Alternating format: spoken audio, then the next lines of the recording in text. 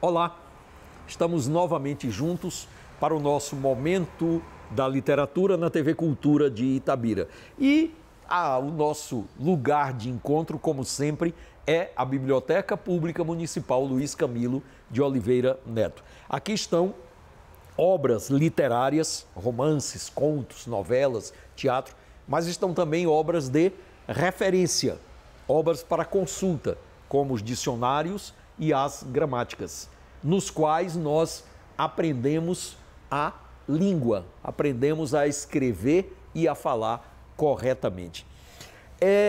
Há uma coisa que sempre me chama a atenção quando o presidente da República viaja, ou seja, se ausenta do território nacional, do território brasileiro, cruza a nossa fronteira, o vice-presidente da República assume o comando do governo. E é muito comum você ouvir a seguinte expressão: o presidente em exercício, fulano de tal, né, assumiu o cargo com a viagem do presidente para a Europa, etc, etc. O presidente em exercício, vamos pensar um pouco nessa expressão. Ora, se o presidente da República, ou a presidente da República, pode ser, se ausenta do território nacional, ele não deixou de ser presidente, ele continua sendo presidente. E quem assume em território nacional a função de presidente é o vice-presidente. Então ele passa a ser um presidente interino. Ele passa a ser um presidente provisório. Ele não é o presidente em exercício, não. O presidente viajou. Ele passa a ser um presidente interino. Então essa expressão, o presidente em exercício, não. Isso não tem sentido. Pensemos um pouco, nós vamos concluir que não há razão para esse termo.